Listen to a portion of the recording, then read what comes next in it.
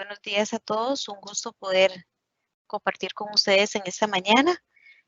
Vamos a verificar los compañeros que puedan conectarse a la actividad, que hemos tenido un poquito de problemas con la conexión a Internet o con el ingreso de los compañeros de la Junta Administrativa del Colegio La Palma y la Junta de Educación de la Escuela de la Independencia.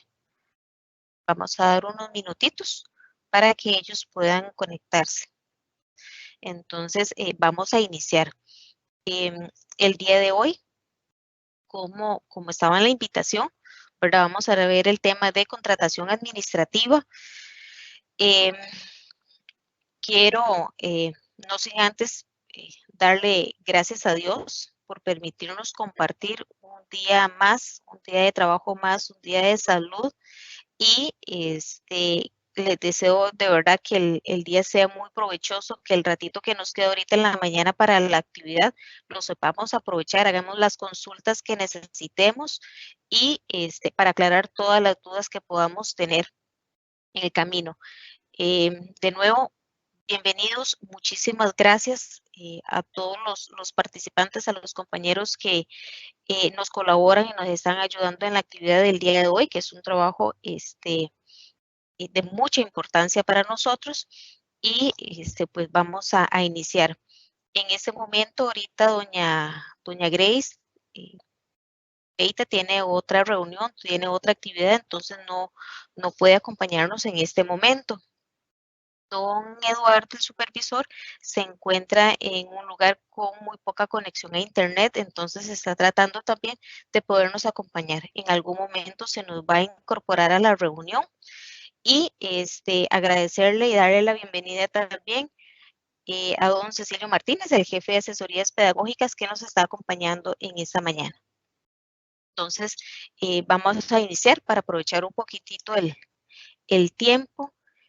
Quisiera aprovechar, darle un espacio a nuestro compañero Jonathan Salazar para que nos comunique algunos avisitos importantes que se deben de tomar en cuenta para la actividad de hoy. Jonathan. Gracias, muy buenos días, compañeros. Bendiciones. Para nosotros es un gusto estar por acá colaborando con todos ustedes. Es un evento de mucha importancia, como dice la compañera, es un tema muy delicado, un tema muy importante y que podamos aprovechar todas las consultas que tengamos. Es una reunión interna, estamos ya los compañeros integrados. Quisiera dar algunas indicaciones generales. Es muy importante que tratemos de utilizar audífonos para tratar de reducir lo que es el sonido ambiente. También es importante cuando salimos al aire, si ponemos la cámara, tener algún fondo o tener una imagen distorsionada por el motivo de que se pueda ver atrás el trasfondo y tratar de que nadie pase por detrás porque el evento queda grabado. Es importante también que la conexión sea lo más estable posible, que tengan una buena señal. Si fuera posible que lo pudieran hacer de una manera cableada, que tengan un cable de red pegado a la computadora, eso les genera una estabilidad bastante grande. Ya les dije lo de usar los audífonos, el fondo de pantalla, tener los teléfonos en silencio y prácticamente esas son las indicaciones generales. Tenemos el chat público, va a estar a disposición de todos ustedes, ahí nosotros los vamos a estar monitoreando. Si alguno de ustedes no ha podido ingresar, ingresar con cámara, ingresar con audio, entonces puede hacerlo directamente desde el calendario. La actividad está programada con fecha y hora y ustedes pueden ingresar desde el calendario. Si no les permite ingresar con cámara ni con voz, es por el motivo que están como asistentes, están conectados a un link y el link les permite solamente usar el chat. Si fuera así, entonces el chat está disponible para que ustedes puedan utilizarlo y sería el medio de comunicación oficial para que podamos interactuar. Por acá vamos a estar pendientes del chat, igual que las demás compañeras. y desearles éxitos en la actividad y que podamos aprender todos. Muchas gracias, buenos días. Muchísimas gracias, Jonathan. Si no me equivoco, también ya contamos con la presencia de los compañeros de la Junta de Educación de la Escuela La Independencia y su directora. Bienvenidos, compañeros, muchísimas gracias. Vamos a hacer una pequeña introducción al tema.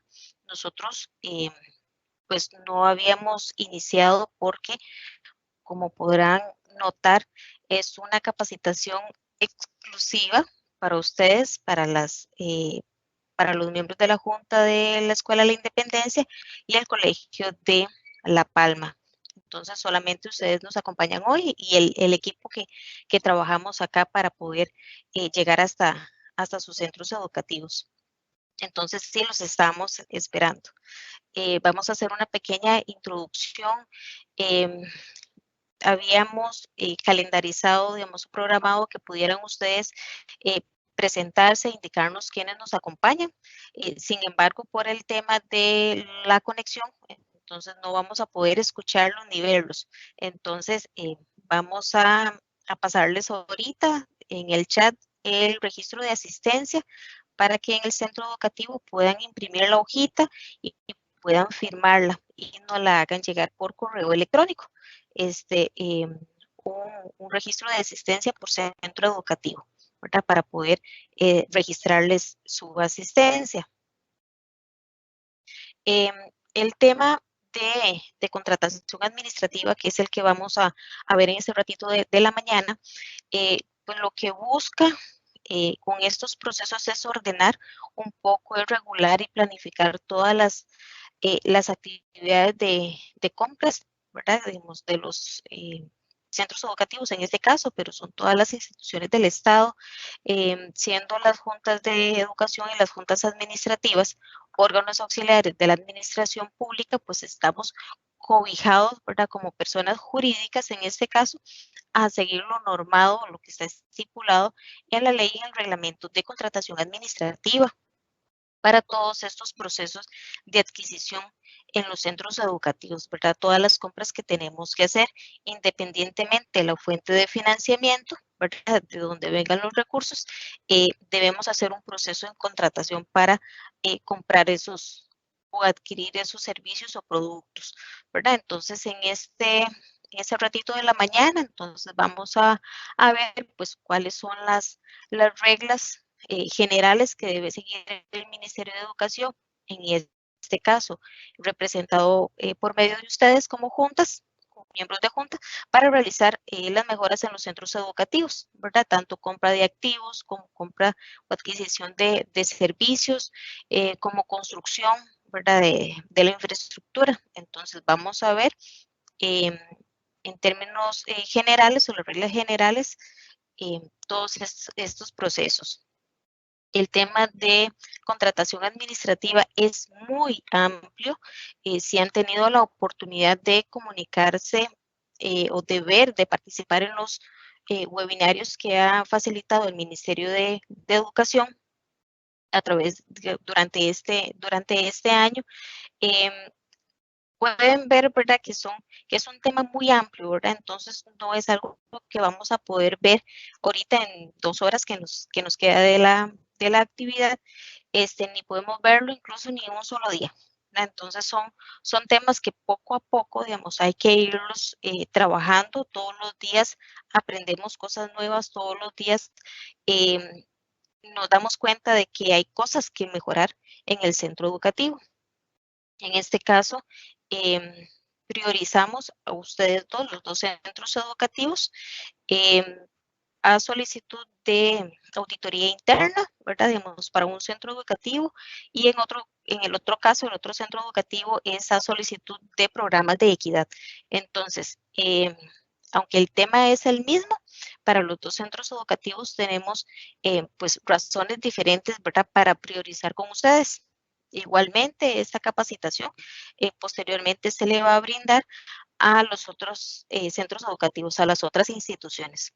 Entonces, ahorita los elegidos son ustedes, ¿verdad? Gracias a Dios, que nos da la oportunidad de poder comunicarnos a través de este enlace con ustedes y llegar hasta sus centros educativos. Como les decíamos, por el tema de la conexión, entonces todas las consultas que ustedes tengan pueden hacerlas a través del chat. Voy a dejarlos con mi compañera Liliana Marchena para que pueda iniciar con el tema. Entonces, la experta en el área, en el tema, Liliana, bienvenida.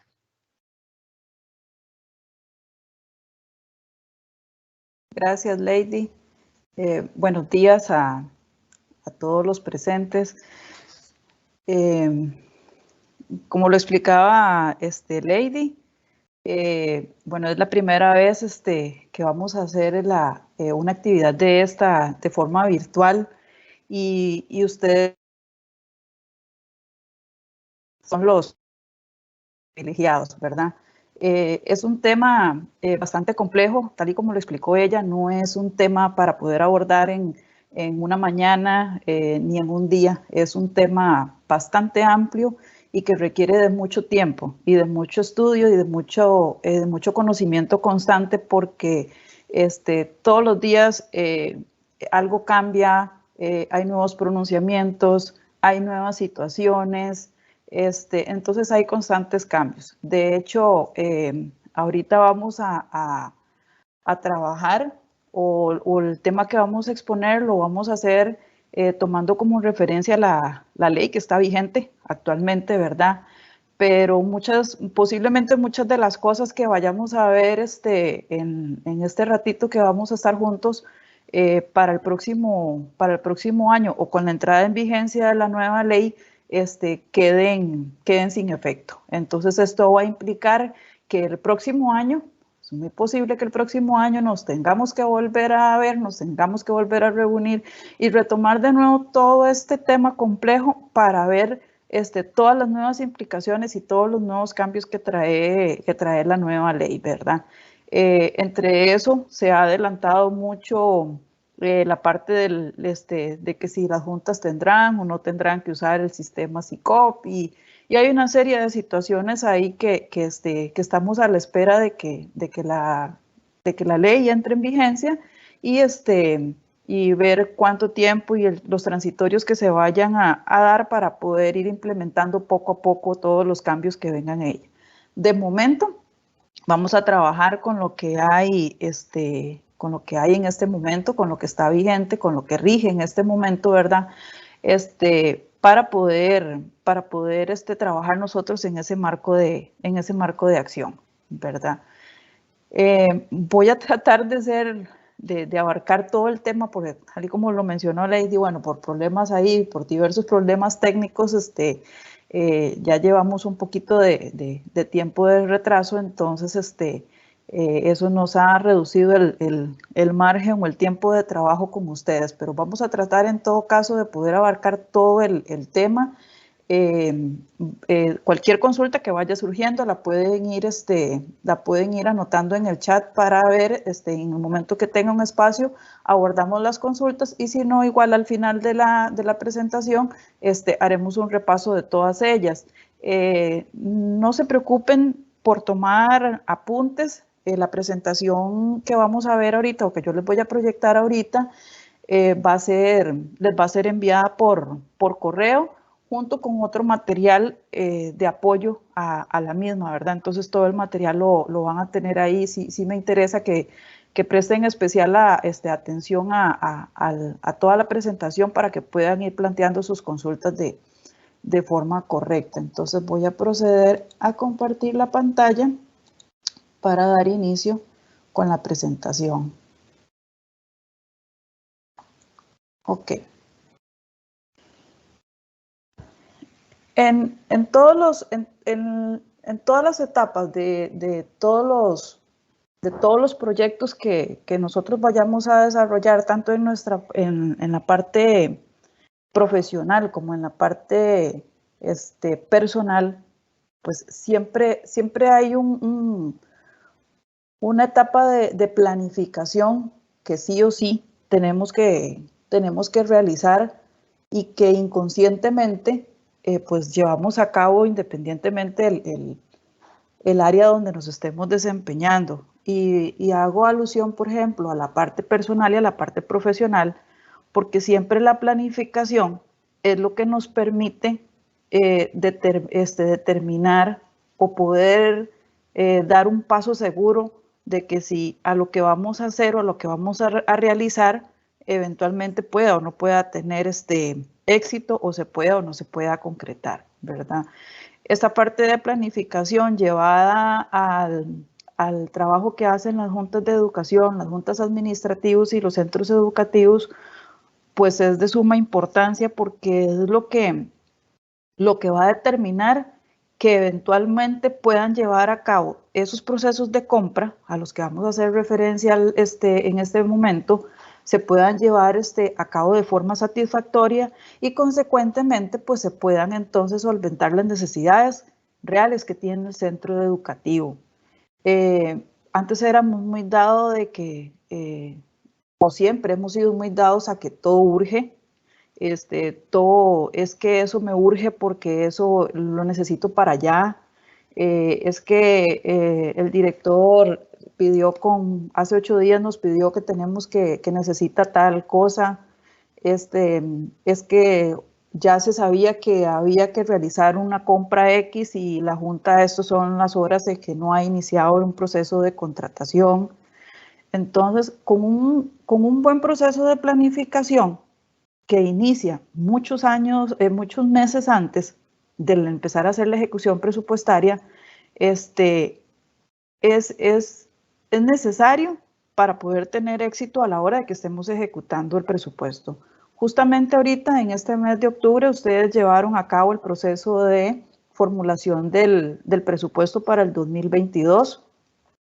Para ustedes hacer la formulación de ese presupuesto, debieron reunirse con el director, debieron analizar toda una serie de documentos, establecer necesidades para poder materializar o para poder plasmar de forma numérica en un presupuesto que luego será trasladado donde nosotros todas esas necesidades que el centro educativo va a tener para el próximo año.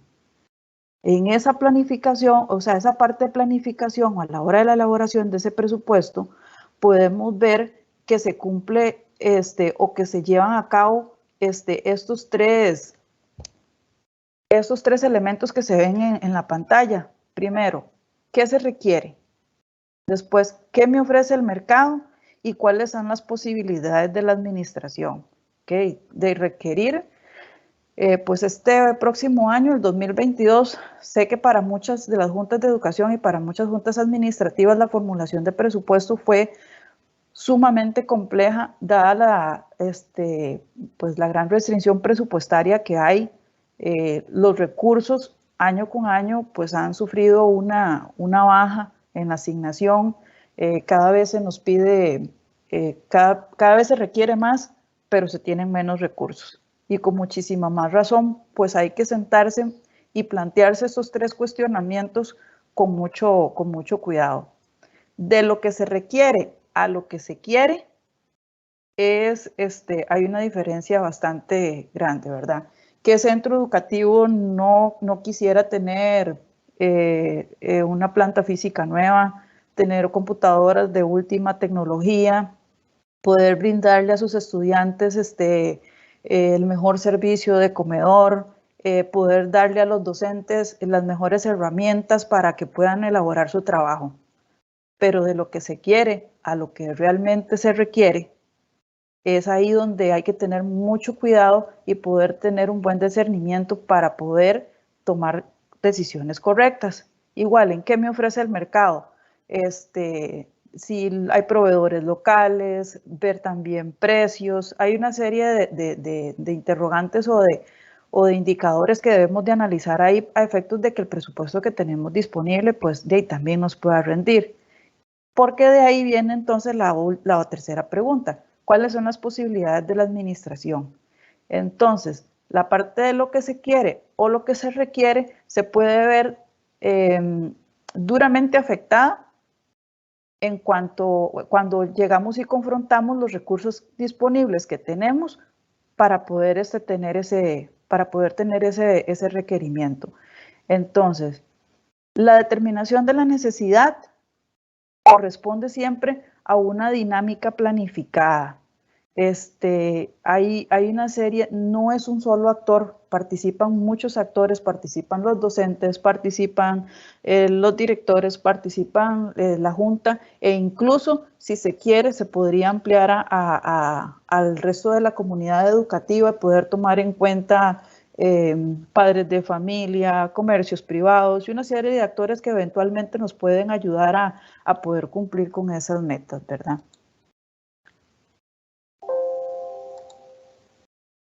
Ahora, ¿por dónde comenzar? Siempre hay cosas que hacer, siempre hay cosas que comprar, siempre necesidades hay. ¿Por dónde comenzar? En primer lugar, hay que presupuestar, hay que valorar las opciones en el mercado, definir condiciones, estar atentos a la cantidad, a la calidad y a la oportunidad en lo recibido. Porque, pues, comprar por comprar puede ser muy fácil también. O comprar tomando en cuenta en que el precio es el más bajo, pero puede que un precio bajo castigue o castigue la calidad. O podamos adquirir artículos de muy alta calidad, pero nuestra disponibilidad presupuestaria no nos permite hacer frente a esas obligaciones.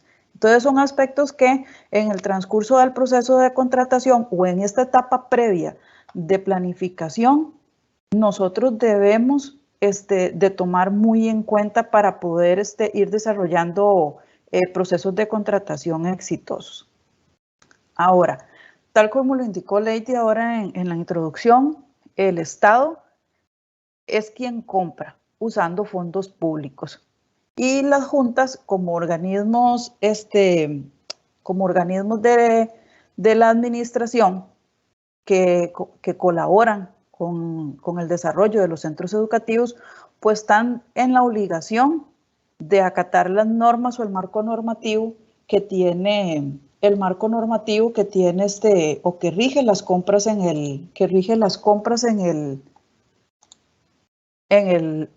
el sector público. Estamos completamente. Ahora, habla de fondos públicos. Esto es muy importante llegar y definir porque podría entenderse que fondos públicos son solamente aquellos fondos que el MEP transfiere. La ley 6746, programas de equidad, infraestructura, pero fondos públicos son todos aquellos fondos que en el momento que ingresan a las cuentas de las juntas de educación, a las cuentas de las juntas administrativas, ya se convierten en fondos públicos, independientemente del origen que tengan o de la fuente de financiamiento. Entonces, a veces es muy dado en que nos encontremos con que alguna entidad privada hizo una donación y entonces una junta de educación hace una compra y omite hacer un proceso de contratación aduciendo de que como eso es una donación de un ente privado, eso no son fondos públicos, son fondos propios.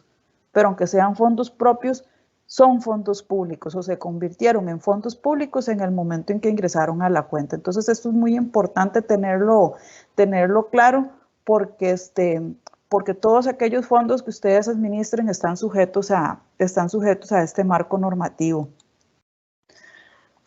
La administración debe planificar cuidadosamente la compra que va a realizar, ya que debe utilizar esos fondos de la mejor manera posible para cumplir con todas aquellas metas que hayan establecido en conjunto con la dirección y con la comunidad educativa, ¿verdad?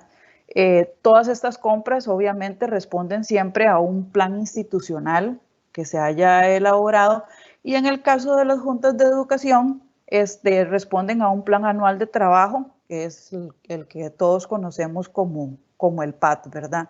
En este PAT el director planteará, le trasladará a la junta toda una serie de requerimientos, toda una serie de objetivos, una serie de actividades que necesita llevar a cabo para poder desarrollar esos objetivos, ¿verdad? Y tendrá que analizar muy cuidadosamente con la Junta qué recursos tienen para poder cumplir con esos objetivos en qué tiempo van a hacer la ejecución, en qué momento van a requerir de que se ejecuten las compras para poder cumplir con esos objetivos.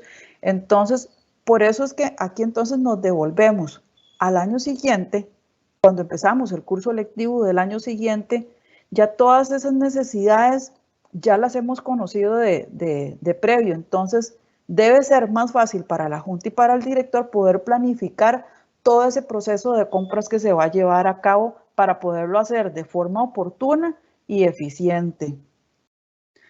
Algo muy importante de valorar, ¿verdad? Antes de iniciar cualquier proceso de contratación, es si la administración tiene el dinero suficiente para comprar lo que necesita.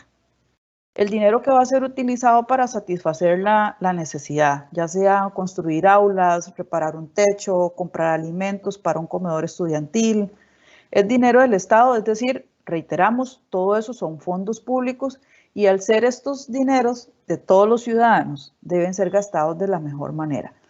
Pero más que ser gastados de la mejor manera y yéndonos a la primera pregunta, si tiene la administración el dinero suficiente para comprar lo que necesita, esto es sumamente importante, que la Junta pueda asegurarse de que cuenta con los recursos suficientes para poderle hacer frente a cualquier obligación antes de contraerla. Esto para evitar eventualmente, cuando se esté llevando a cabo la ejecución del contrato, que la Junta vaya a incurrir en incumplimientos con el proveedor por insuficiencia de recursos. Entonces, sabemos que, por ejemplo, que en el caso de alimentos, pues programas de equidad al inicio de año nos dicen, ustedes van a contar durante el año con un presupuesto X, ¿verdad? El cual será depositado mes a mes, igual con la ley 6746, igual sucede con la dirección de programas la dirección de infraestructura y equipamiento, ¿verdad? Cuando va a haber construcción de aulas o algún tipo de trabajo de infraestructura. O sea, de previo, antes de empezar cualquier tipo de contratación de eso, tenemos la seguridad por parte de estas unidades ejecutoras de que los recursos los vamos a tener disponibles. Más no así cuando hacemos o cuando incluimos en los presupuestos o hacemos proyecciones de fondos propios, ¿verdad? Entonces, en ese caso, cuando vamos a disponer de fondos propios para poder respaldar o para poder ejecutar compras, es muy importante que antes de ejecutar las mismas estemos seguros de que contamos con los recursos disponibles y no que estemos haciendo una estimación de que vamos a contar con esos recursos disponibles.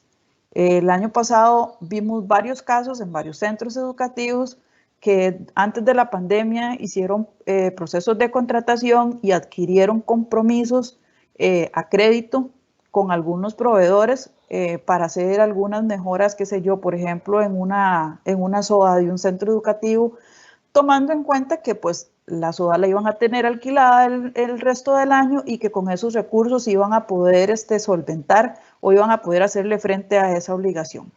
¿Y qué pasó? En marzo se declaró la pandemia, las clases se suspendieron, todo se paralizó, los alquileres se dejaron sin efecto y esta Junta quedó con una deuda en una ferretería porque no tenía los recursos disponibles para hacerle frente a esa obligación. Entonces, ese tipo de cosas son las que tenemos que evitar a toda costa, ¿verdad?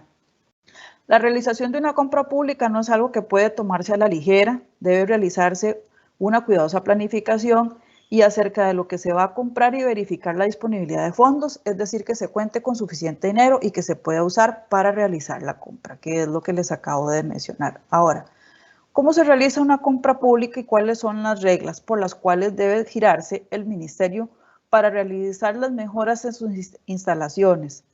Okay, los tipos de procedimientos de compra se encuentran regulados en la Ley de Contratación Administrativa y su respectivo reglamento, tanto los ordinarios como los de excepción. Entonces, aquí tenemos que tener claro, tenemos dos tipos de procesos o de formas de comprar, que es utilizando los procesos de compra ordinarios y los procesos de compra por excepción. Vamos a ver ahí cuáles son los dos procesos ordinarios y uno de los procesos de excepción, que es el que más utiliza la Junta. En el caso los procesos ordinarios, ¿verdad? Tenemos que los procesos ordinarios son dos, son la licitación pública y la licitación abreviada.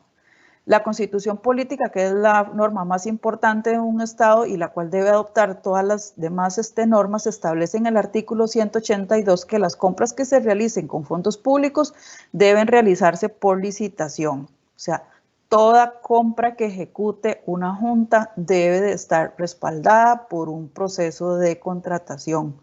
No hay excepciones, no hay que sí, mira, a esta sí le aplica y a esta no le aplica, no, todos.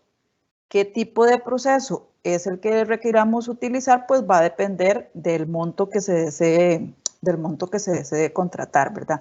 ¿Y cómo podemos saber cuál es el tipo de proceso de contratación que debemos realizar? Ok, este cuadrito que se actualiza todos los años, y que responde a lo que establece el artículo 27, el 27 de la ley y el 84 del reglamento de contratación administrativa, es un cuadro donde nos muestra cuáles son los diferentes estratos o cuáles son los diferentes límites en los que la administración o en los que en este caso la Contraloría le dice a las entidades públicas a partir de qué montos usted puede hacer una contratación directa, cuándo le corresponde hacer una licitación abreviada y cuándo hacer una licitación pública.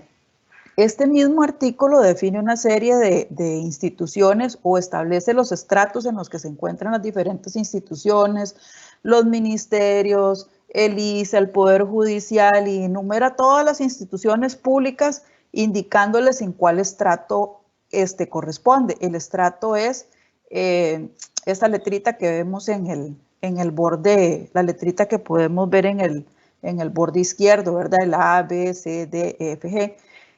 Al final de ese artículo, ¿verdad? Establece que todas aquellas instituciones que no hayan sido mencionadas o que no se les haya dado un estrato, pues les corresponderá regirse por lo que establece el estrato J, ¿verdad? Que es el último estrato. No crean que entonces a las juntas le tocan el estrato J porque es J de juntas. No, es J porque las juntas de educación y las juntas administrativas no vienen enumeradas en esas instituciones donde les asignan ya un estrato. Entonces, automáticamente, las juntas de educación y juntas administrativas quedan ubicadas en este estrato.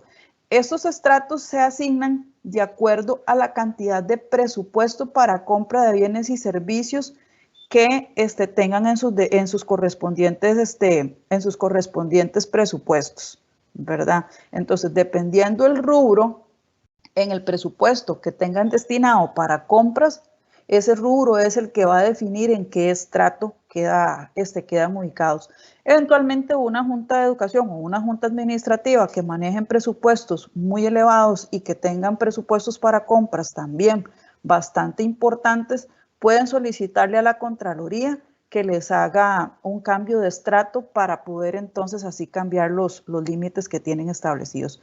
Para el caso que nos ocupa, entonces tenemos que todas aquellas compras menores a 3 millones de colones serán sujetos de una contratación directa. Aquellas que estén entre los 3 millones y los 29 millones 270 serán una licitación abreviada, y las que estén o las que sean superiores a 29 millones 270 serán sujetas de una licitación pública. Esto para el caso de las compras que no incluyan obra pública, o sea, las compras normales de gastos para gastos operativos o para diferentes bienes y servicios que adquiera la Junta. Pero para aquellas, para las que sí incluyen obra pública, o sea, que ya tienen que ver con cuestiones de infraestructura, pues ya ahí suben los rangos aumentan, ¿verdad? Ok. Entre los procedimientos ordinarios que tenemos, que es uno de ellos es la licitación pública, ¿verdad? Que es el procedimiento de compra pública más abierto a la participación y además el que tiene mayores formalidades. Se utiliza para compras de mayor cuantía cuando hay una mayor cantidad de recursos públicos en juego. En caso de las juntas, tal y como vimos ahí, o sea, todas aquellas compras que sean arriba de los 29 millones tendrán que ser una licitación pública. Esto, al ser más abierto, pues obviamente los mecanismos de divulgación son más amplios, ya implican incluso divulgación por medio de la Gaceta, y medios de circulación nacional, ¿verdad? Y estamos sujetos a que, pues, a que nos lleguen invitaciones o que nos lleguen ofertas de todo el país, ¿verdad?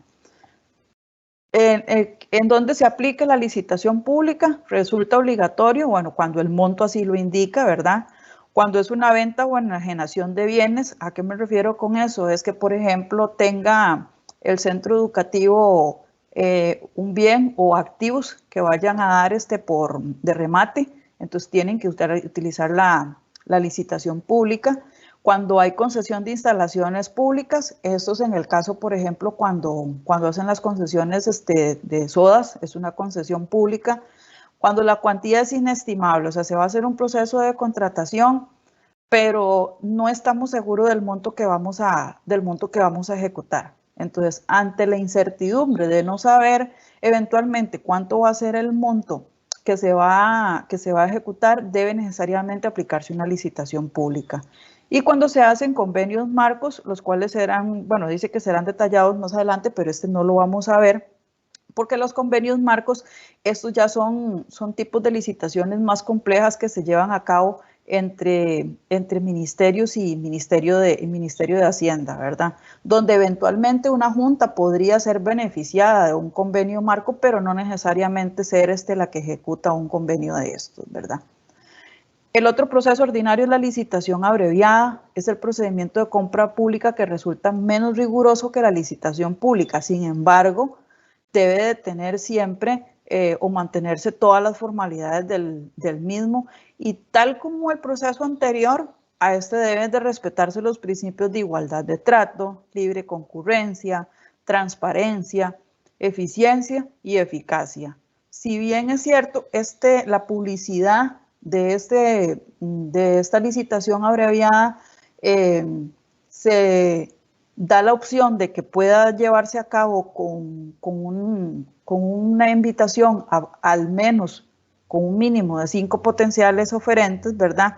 No quiere decir de que entonces si alguien que no ha sido invitado y pide información no se le deba de dar, ¿verdad? Porque entonces se estarían violentando estos principios que vemos aquí. Si bien es cierto, establece la ley que para hacer una licitación abreviada requerimos de al menos 5 potenciales oferentes, no es que solamente no es que la Junta está limitada solamente a invitar 5, no, ese es el mínimo que tiene que invitar. Puede invitar todos los que quiera, puede hacerlo también de forma pública y abierta, tal y como lo establece la licitación pública. Tal vez aquí en la licitación abreviada, a diferencia de la pública, lo que se van a disminuir un poco son los tiempos. Entonces va a ser que se pueda ejecutar de una forma un poco más rápida, ¿verdad? En el caso de los procesos de excepción, tenemos que son procedimientos excepcionales y que se deben utilizar solamente en el caso de que la ley lo permita o que se presente como la única forma de solventar una necesidad pública. En este caso, la contratación directa o la contratación directa concursada, ¿verdad? Es un procedimiento de excepción y por la cuantía de lo que se vaya a comprar, la ley en aquel cuadrito que vimos al principio, donde está el estrato J, permite que las juntas puedan hacer este procedimiento de excepción denominado contratación directa, ¿verdad? Para poder adquirir compras que sean menores a 3 millones de colones. Y en el caso de infraestructura, hay un artículo en la ley y en el reglamento que permite hacer procedimientos de contratación directa concursada, ¿verdad? Siguiendo una serie de lineamientos para poder ejecutar ese tipo de procedimiento, ¿verdad? Entonces, estos son procesos de excepción. La contratación directa o de escasa cuantía implica la realización siempre de un cartel. Sencillo, sí, pero siempre debe de cumplirse con la realización de un cartel donde se debe describir el objeto contractual, el plazo y forma de entrega, entre otros, ¿verdad? En principio, la adjudicación recae en la oferta de menor precio, pero es posible valorar otros factores que la administración considere que son importantes como la experiencia, ¿verdad? O sea, siempre se ha dado de que la escasa cuantía, por ser compras de muy poco presupuesto, ¿verdad? Se ha dado a que el que oferte el menor precio, a ese es el que se le va a adjudicar, ¿verdad? Pero también hay una serie de valoraciones que la Junta puede incorporar en sus sistemas de evaluación donde el factor precio no sea necesariamente en el que recaiga toda la mayoría de la valoración. ¿Qué proceso debemos utilizar entonces? Ok, no se trata solamente de usar un procedimiento u otro, sino poder en esta etapa donde estamos realizando la planificación, poder ir determinando cuál es el procedimiento correcto, cuál es el procedimiento que por el marco normativo corresponde aplicar. Hemos visto en diferentes visitas donde la contratación directa es el procedimiento por excelencia. Entonces, asumen, o las personas asumen, la Junta, el director, todos los participantes asumen que el proceso que le corresponde a la Junta es la contratación directa. Y cuando revisamos los montos que han ejecutado, vemos que lo que correspondía era una licitación abreviada. Entonces, es muy importante que entonces, antes de determinar que vamos a hacer un proceso de compras, poder tener claro cuál va a ser la cuantía del mismo para poder tener claridad sobre el proceso correcto que debemos utilizar. Ahora, el expediente administrativo, ¿verdad? Es algo a lo que a veces no se le da mucha importancia. O sea, se ve como que esto es un AMPO o un folder donde nada más se van a ir archivando los papeles o los documentos que se vayan generando de todo el proceso de contratación. Pero este expediente administrativo es tan importante como la obra en sí o como el bien en sí que vayan a adquirir. Porque eventualmente ante un posible reclamo, ante una posible apelación, este expediente administrativo va a ser requerido si es que así corresponde por la Contraloría, si es que la apelación se haya presentado ante ellos. Es de dominio público. En primer lugar, debe estar ordenado y completo. Los documentos que se vayan a incluir en este archivo deben de ir en orden cronológico. En la medida en que se van generando los documentos, en esa medida deben de ir siendo archivados y debidamente foliados, casi que de forma inmediata. Y todo aquel documento que se genere, producto o que tenga que ver algo con el proceso de contratación, un oficio, las sesiones de la Junta donde se tomen acuerdos que tengan que ver con los procesos de contratación. Todo documento que tenga que ver o que esté relacionado con el proceso de contratación debe de ser incluido inmediatamente en el expediente, en ese orden cronológico, ¿verdad? Entonces, y lo importante que es documento que se incorpora, inmediatamente se proceda con foliarlo y no dejar el foliado para el final. Otra cosa es que no es necesario estarle incluyendo divisiones ni ningún tipo de hoja o cartulina para separar partes, porque en realidad, o sea, no hay partes en el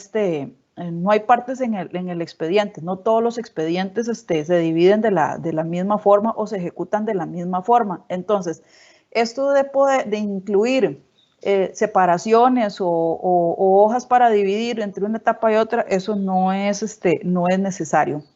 No deben de haber documentos que no estén foliados en el documento. Entonces, debe estar disponible siempre para los posibles interesados y todos aquellos que lo deseen tengan la posibilidad de revisarlo y obtener copias del mismo.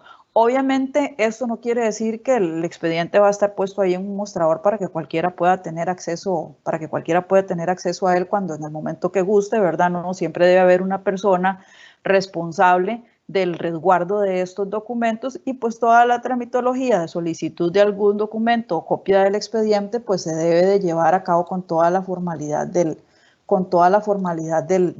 caso, ¿verdad? Eso sí, no puede ser negado. O sea, no se puede llegar y decir, es que son documentos privados. No, son documentos públicos y siempre tienen que estar disponibles a como lo es el libro de actas, ¿verdad? Ahora bien, entonces, tenemos que, en el caso del Ministerio de Educación, pues hay un Plan Nacional de Desarrollo, hay un Plan Estratégico Institucional, hay un Plan Anual Operativo, o el PAT, y de aquí se derivan las diferentes necesidades, ¿verdad? La necesidad no surge improvisadamente, volvemos a lo mismo, la planificación. Nada urge, a menos que haya sucedido una inundación, que haya habido una tormenta y haya levantado un techo, ese tipo de cosas que por desastres naturales pues ninguno de nosotros tiene previstos, pero ocupamos comprar un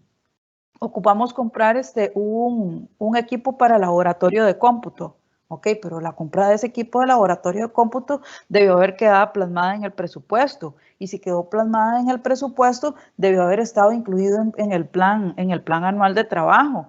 Entonces, por lo tanto, no podemos entonces venir a marzo a decir, es que no vamos a hacer proceso de contratación porque nos urge comprar las computadoras. Bueno, si sabían que iban a ocupar las computadoras al inicio del curso lectivo, debieron haber iniciado con el tiempo suficiente ese proceso de compra de tal forma que para marzo, cuando estuviéramos ya de lleno con el curso lectivo, ya las computadoras estuvieran compradas. A eso se refiere una dinámica planificada, ¿verdad?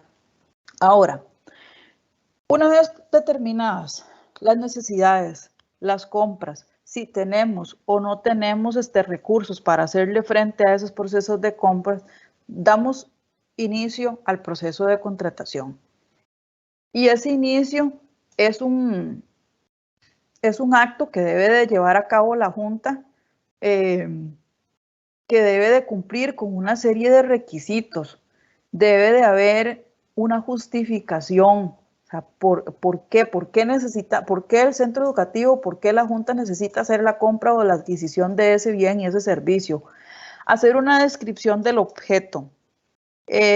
Si así se requiere, por ser una licitación pública, que haya estudios del proyecto, estudios de mercado, estudios de factibilidad, una serie de estudios ahí que por la complejidad del proceso así lo requiera. Una estimación es poder llegar y decir, ok, de acuerdo al dinero que tenemos, vamos a establecer o vamos a requerir llevar a cabo tal proceso de contratación. Procedimientos de control, poder establecer en esa misma decisión inicial cuáles van a ser aquellos procedimientos de control que vamos a ir ejecutando para poder ir verificando que el proceso se vaya llevando de forma completa y de forma ordenada. ¿Como cuáles? Bueno, la programación de las reuniones o de las sesiones en las que vamos a ir pidiendo avances del proceso de contratación, poder determinar, como lo dice ahí también, cuáles recursos y cuáles materiales vamos a utilizar para eso. Sí, vamos a requerir entonces, vamos a requerir computadoras, vamos a requerir impresoras, vamos a requerir de una serie de logística ahí para poder llevar a cabo esto. Y obviamente la designación de un encargado. En estos procesos de contratación que llevan a cabo las juntas de educación, pues si bien es cierto, la junta es quien ejecuta el proceso, no quiere decir que la junta está sola en esto. Puede la junta, en las diferentes etapas del proceso de contratación, designar personas encargadas o designar colaboradores para poder atender algún requerimiento. Entonces, por ejemplo, En el caso de la recepción de las ofertas, se puede decir, ok, entonces la parte de la recepción de las ofertas, como nosotros no podemos estar aquí todos los días en el centro educativo, vamos a designar como el encargado para la recepción de las ofertas al director del centro educativo. Entonces esa persona va a ser la encargada de tal día, en tales horarios, va a ser la persona encargada para designar, para recibir las ofertas. Y así muchas otras cosas o muchas otras actividades que se van a ir derivando en el desarrollo del proceso, ¿verdad? Con esto de la adopción de decisión inicial es muy importante que todo este detalle que estamos viendo en esta imagen quede plasmada en el libro de actas. Por lo general vemos en las visitas cuando estamos realizando la revisión de un proceso de contratación, decisión de inicio. La Junta de Educación decide dar inicio al proceso de contratación para la compra de unas computadoras. Se va a invitar a 3 oferentes, a fulano, fulano, fulano, y la recepción de las ofertas será tal día. Será como fecha límite tal día a tal hora en el centro educativo. Eso no es una decisión inicial. Entonces, repasemos. Decisión inicial, ok. La Junta de Educación, tomando en cuenta lo establecido en el Plan Anual de Trabajo, en el PAD, y tomando el objetivo número tal del fortalecimiento de las tecnologías para el centro educativo, tomando en cuenta la disponibilidad presupuestaria que sí tiene, ha decidido dar inicio al proceso de contratación para la adquisición de tal equipo con tales características, tomando como consideración las diferentes necesidades que han plasmado el director y los profesores en cuanto a lo que es el uso de tecnologías. Dado que el presupuesto que se tiene disponible para la compra de estas computadoras es de 2 millones de colones, la Junta determina que lo que requiere hacer es un proceso de contratación directa, ¿verdad? Para poder llevar a cabo este proceso de contratación, se requerirá el apoyo por parte de la dirección y que pongan a disposición de la Junta los siguientes requerimientos o los siguientes recursos o material humano que si fuera del caso, ¿verdad? Y se le solicitará al director del centro educativo que nos apoye en una serie de gestiones. Por ejemplo, con el profesor de informática, ver el requerimiento o las condiciones técnicas del equipo para poder ser incluidas en el cartel. Que se ponga a disposición una persona para que haga la recepción de las ofertas. Y así sucesivamente, ¿verdad? Entonces vemos cómo en un pequeño párrafo podemos dejar plasmadas todo ese proceso que acabamos de ver ahí o todas esas implicaciones, todos esos requisitos que necesita la decisión de inicio. No es nada más, la Junta acuerda dar inicio al proceso de contratación y pum, en el siguiente acto usted llega y se encuentra con que la Junta recibió las ofertas. No, debe ser, la decisión inicial es la más importante para poder así entonces efectivamente dejar plasmado que todo esto responde a ese proceso de planificación del que tanto hemos venido hablando. Ahora, en cuanto a lo que es el cartel, es un pliego de condiciones o pliego cartelario, el reglamento específico de la contratación que se promueve. O sea, es en este cartel o es en el cartel, en este documento, donde se van a dar las reglas del juego, ¿verdad? Es un documento que contiene todos aquellos parámetros o todos aquellos lineamientos que los potenciales oferentes deben de seguir o deben de presentar para eventualmente poder poder brindarnos ese servicio o poder comprar ese bien que nosotros ocupamos, ¿verdad? Un cartel hecho de la mejor manera es casi un sinónimo de una compra exitosa. O sea, si la Junta se toma el tiempo necesario para la elaboración del cartel, va a ser una garantía de que el resto del proceso pueda fluir de manera exitosa. Carteles hechos a la carrera, carteles copiados y pegados porque aquel centro educativo hizo ese mismo y yo más o menos quiero contratar lo mismo, entonces préstemelo, yo le copio, le pego y le cambio los datos y con ese me la juego, es muy posible que empiece a presentar trabas durante el proceso de contratación que puedan dar al traste con que al final se declare infructuoso el proceso y entonces deba devolverse a iniciar, habiendo perdido todo ese tiempo y todo ese recurso, ¿verdad? O que siempre hayan trabas ahí o se termine contratando bienes o servicios que al final no eran lo que requeríamos o por lo menos no en las condiciones más justas para la administración. Ahora, ¿qué debe contener ese cartel? Un encabezado, obviamente, las indicaciones de la oficina que tramita el procedimiento, la hora límite y dirección para la presentación de ofertas y garantías de participación, el porcentaje de las garantías que se deben rendir cuando así se requiera, ¿verdad?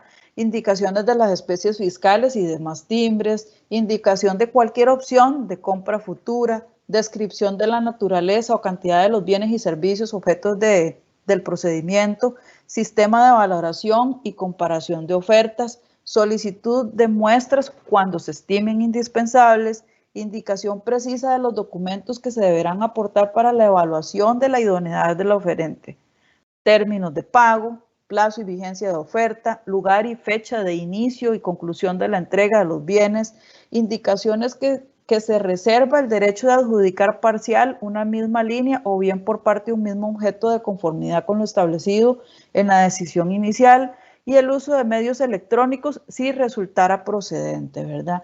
Entonces, es muy importante que el cartel vaya tan detallado como sea posible.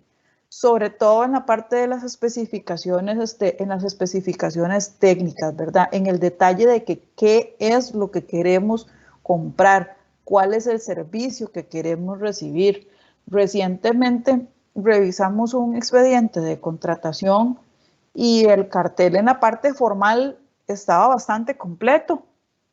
En la parte del encabezado, toda la parte del formalismo, en cuanto a los requisitos que se estaban pidiendo, todos los documentos que establece la ley, declaraciones juradas y todo el asunto. Pero en ninguna parte del cartel decía qué era lo que la Junta decidía o necesitaba contratar.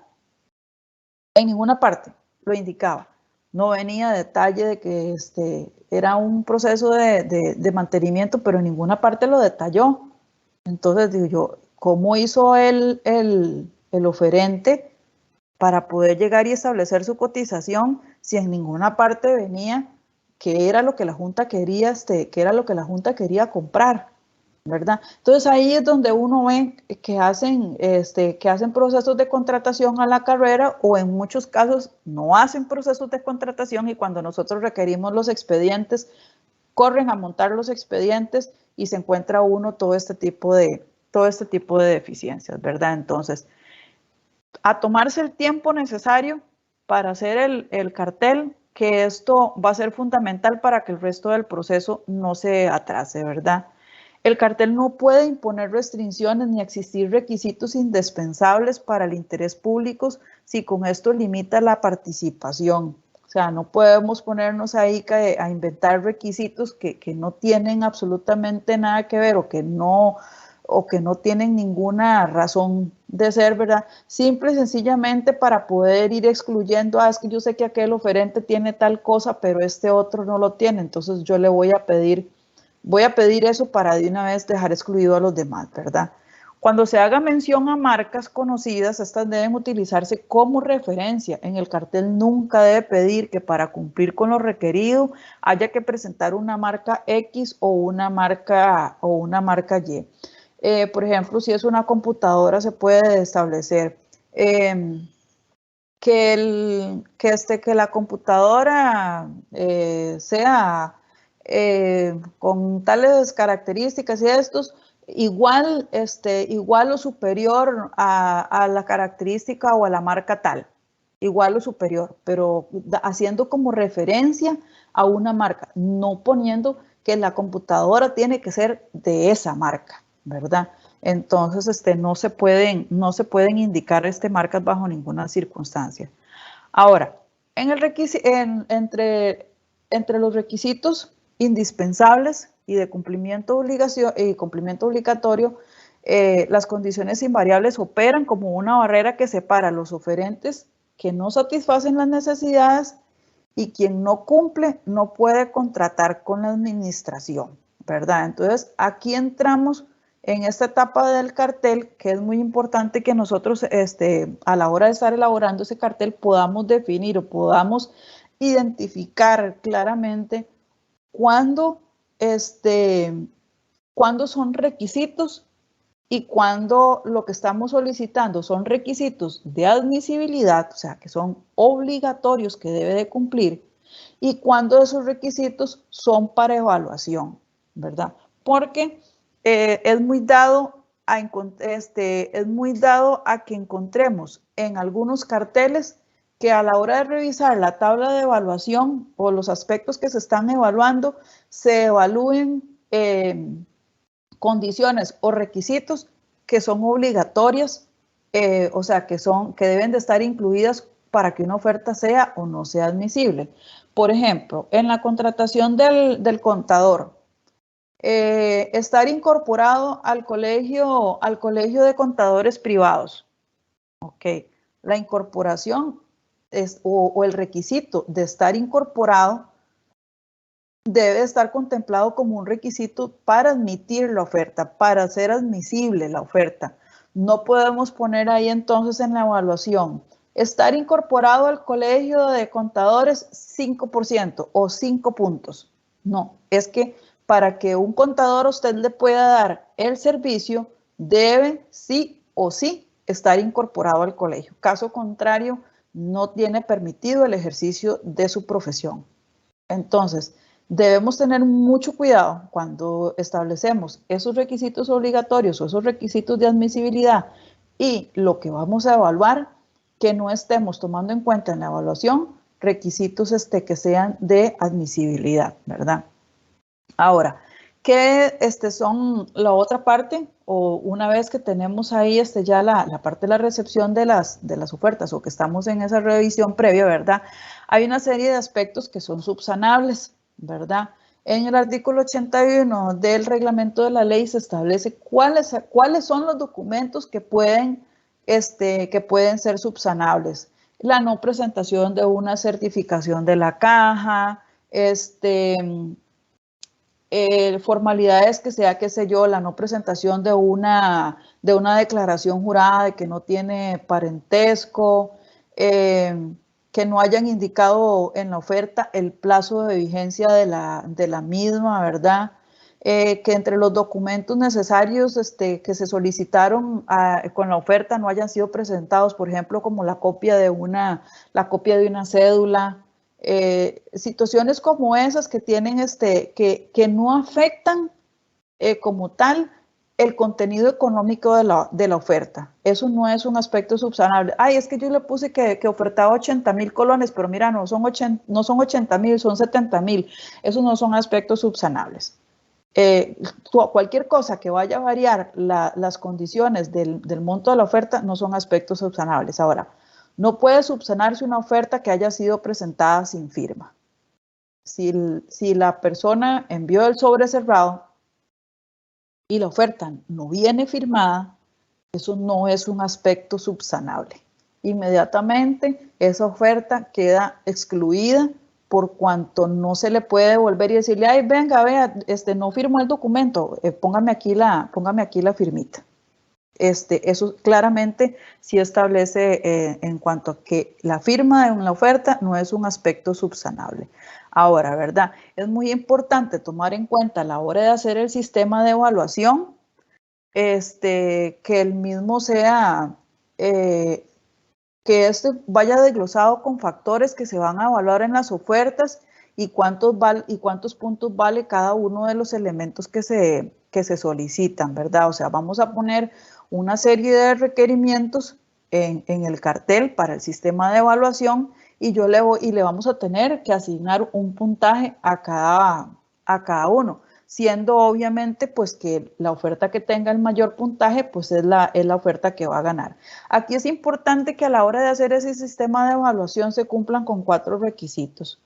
Uno, que haya proporcionalidad, o sea, que no se le asigne un gran porcentaje a un solo rubro, de tal forma que eso puede eventualmente inclinar evidentemente la balanza hacia un ofertante u otro, ¿verdad? Que lo que vayamos a evaluar sea pertinente, que tenga que ver con el objeto que vamos a contratar. Si yo voy a contratar un contador, por ejemplo, no le voy a pedir que tenga experiencia en administración de restaurantes, por ejemplo. O sea, que tiene que ver la administración de restaurantes, solo porque tal vez hay un contador que es que y más o menos es el que con el que más o menos queremos tener una relación y ha sido administrador de un restaurante por mucho tiempo. No, es que no tiene nada que ver eso con nosotros.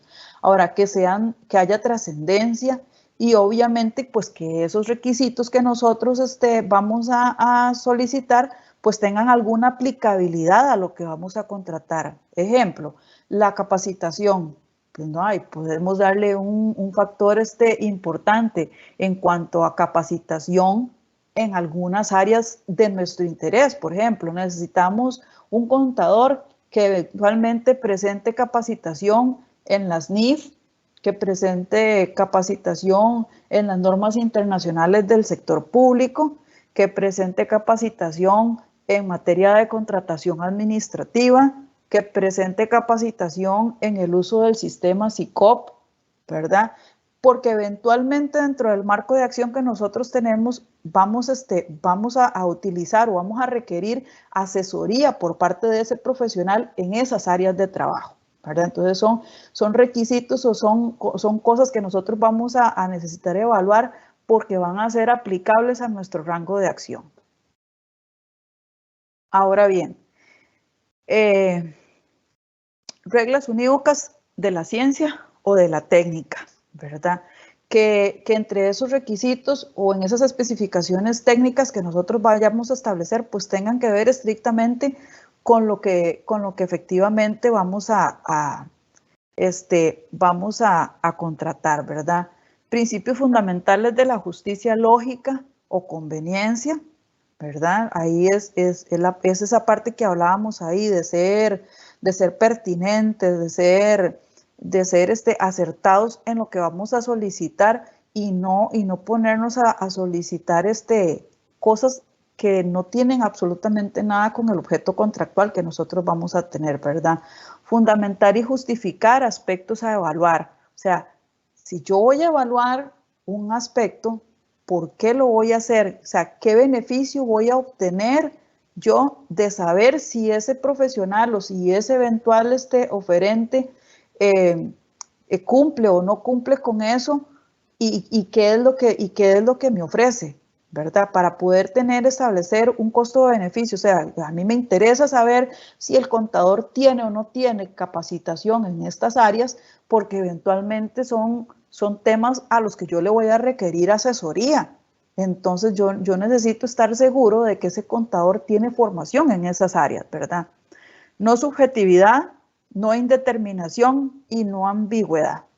Leí un día de estos, me pasaron un cartel de contratación para un contador para que lo revisara y le hiciera observaciones y decía, uno de los puntos de evaluar, el contador, disponibilidad del contador para atender a la junta, mucha, poca, nada. Y bueno, ¿y cómo se mide eso? O sea, ¿cómo mide una junta? ¿Cuánto es mucha disponibilidad, poca disponibilidad o nada de disponibilidad? No hay un marco de referencia, eso no se puede medir. Entonces, son valoraciones ambiguas, no determinan nada, no hay un factor numérico que le pueda a usted eventualmente decir cómo llegar cómo determinar cuál en ese rango o en esa escala de evaluación que usted está poniendo, cuál es el que tiene el mayor puntaje, ¿verdad? Y factores pues también que impliquen ventaja, como lo mencioné anteriormente, poner requisitos que eventualmente yo sé que posiblemente solamente una persona me va a cumplir y entonces van a generar una desventaja para los otros oferentes, ¿verdad? En el cartel hay una etapa ahí antes de poder hacer la recepción de las ofertas que puede que se dé, puede que no se dé, ¿verdad? Que son los recursos de objeción. Ahí era donde en la parte de que si hacemos un cartel con tiempo, que lo estudiemos, que lo revisemos, ¿verdad? Posiblemente vaya a incidir en que eventualmente el mismo tenga recursos de objeción que pidan que se impugne el cartel en su totalidad, ¿verdad? O que hagan o que recurran o reclamen alguna cláusula del cartel, ¿verdad? No se debe de utilizar este mecanismo, recursivo, no se debe de utilizar para presentar aclaraciones, las cuales tienen su trámite propio, ¿verdad? Regulado en el artículo 60 del reglamento de la ley. Aquí sí es importante también determinar que quiénes qué carteles se pueden objetar, ¿verdad? En el caso de los recursos de objeción contra carteles que son de licitación pública, los recursos de objeción se deben de interponer ante la Contraloría de la República. Y si se trata de recursos de objeción en contra del pliego de condiciones de una licitación abreviada, el recurso debe presentarse ante la propia administración que tramita el concurso, o sea, ante la Junta de Educación o la Junta Administrativa. Y los procesos de contratación directa no son procesos sujetos de objeción en el cartel, ¿verdad? ¿Cuándo se deben de presentar esas objeciones? Bueno, dentro del primer tercio del plazo para presentar las ofertas. ¿Qué quiere decir esto? Entonces, que si se da un plazo en el momento que se dan las invitaciones o se divulga el cartel, se da un plazo de 10 días hábiles para la presentación de las ofertas, estas objeciones al cartel deberán de realizarse en los primeros 3 días hábiles a partir del momento de entregada las invitaciones, ¿verdad? Entonces, no es que un día antes se nos ocurrió que para detener esto o un proveedor venga y diga, no, es que mi oferta no va a estar lista para mañana, entonces vamos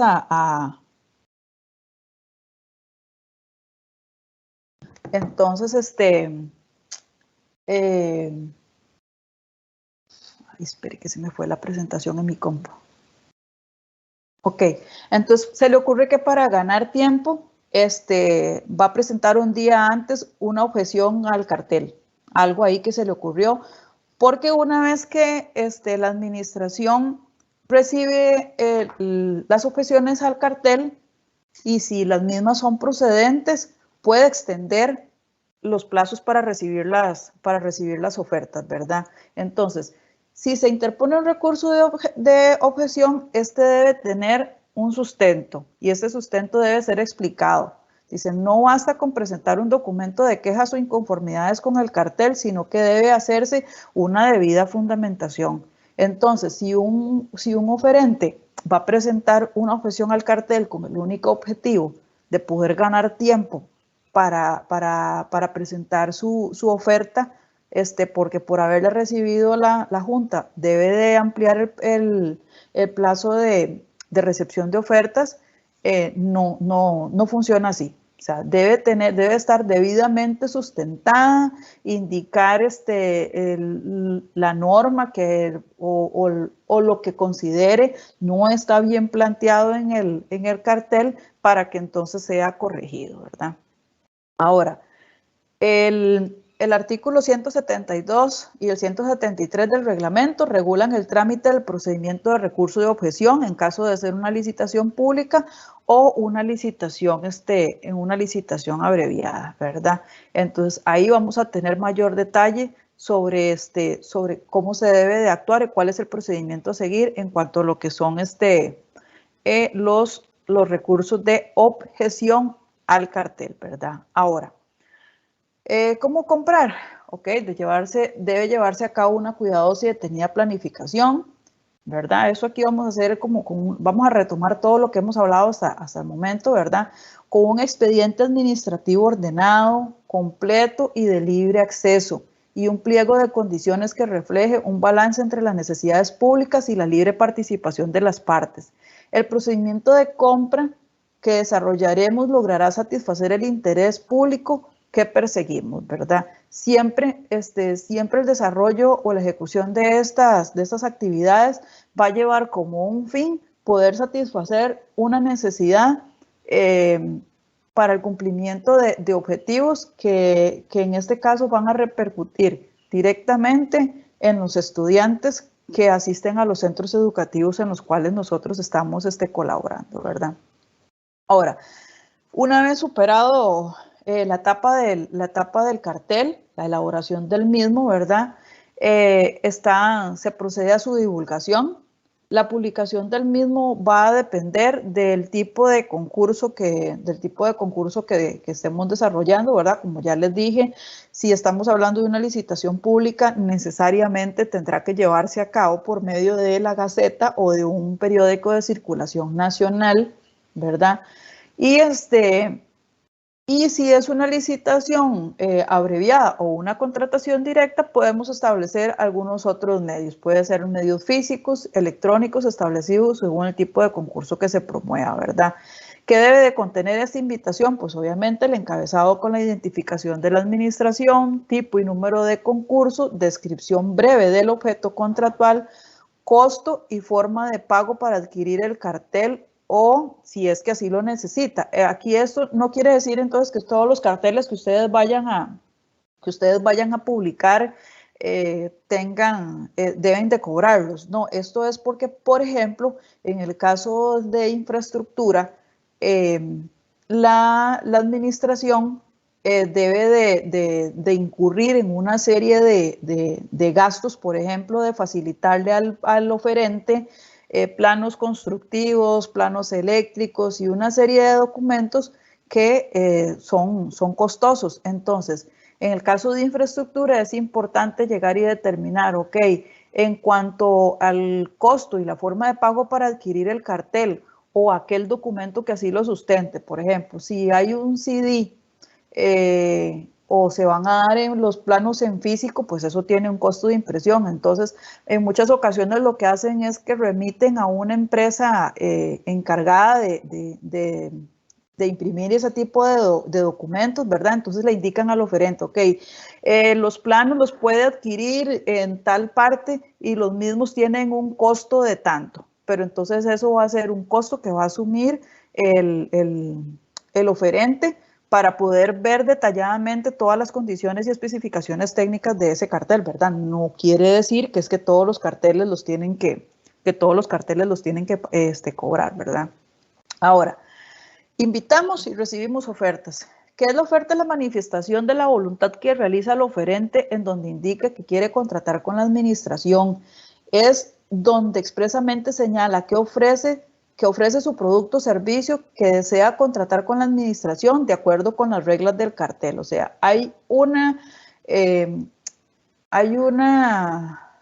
manifestación evidente de que está de acuerdo con todo lo que establece el cartel y está dispuesto a seguir todo lo que ahí se establece, ¿verdad? No es de recibo que cuando estemos firmando el cartel venga, por ejemplo, el oferente a decir, mire, es que yo requiero que usted, para yo poder iniciar con el proyecto, usted me dé un adelanto de un 30%, si no, no puedo comenzar. Bueno, pero es que en el cartel quedó establecido de que los pagos son por avance de obras, que bajo ninguna circunstancia la Junta trabaja con adelantos. Sí, pero es que yo necesito el adelanto porque yo necesito esa plata para poder trabajar. Pues que la Junta no está entonces en la obligación de cumplirle eso, porque cuando usted me entregó su oferta, usted me indicó a mí que usted aceptaba todas las indicaciones o todos los lineamientos, todas las reglas que estaban establecidas en el cartel. Y el cartel dice que nosotros trabajamos por avance de obra, no con adelanto. Entonces no puede venir a hacer ahí un cambio de reglas o decir, es que eso yo no lo vi o yo no lo leí, porque ya hubo una manifestación en su oferta de que conocía y aceptaba todas las condiciones, ¿verdad? La oferta debe de venir en idioma, en español, ¿verdad?